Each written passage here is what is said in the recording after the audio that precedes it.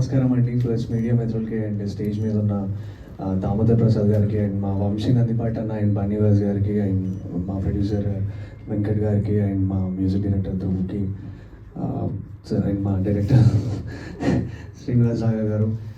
Sir మీ గురించి నేను రెండు విషయాలు చెప్పాలి సార్. లైక్ నేను చాలా చిన్నప్పుడు ఉన్నప్పుడు, నేను 7th క్లాస్ ఉన్నప్పుడు కథా సినిమా రిలీజ్ అయింది.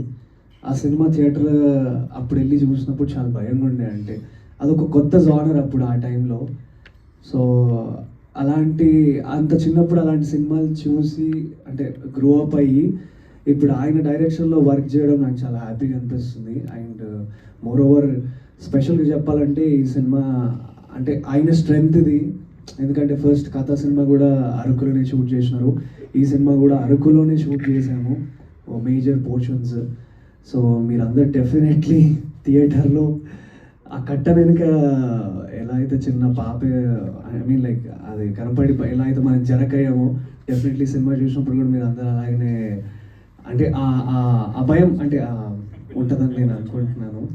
అండ్ థ్యాంక్ యూ అండి, థ్యాంక్ యూ సో మచ్. మొన్ననే రాజుబెట్ రాంబాయికి ఒక హ్యూజ్ సక్సెస్ నుంచి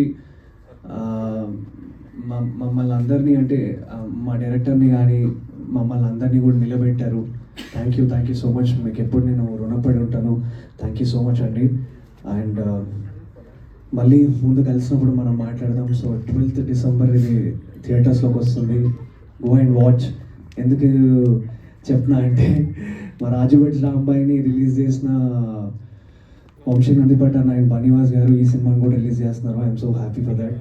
సో ఇంకా నేను పెద్ద ఆన్సర్ చేయాల్సిన అవసరం ఏం లేదు. వంశీ అన్న బన్నీ అన్న ఉన్నారు దీని వెనుక.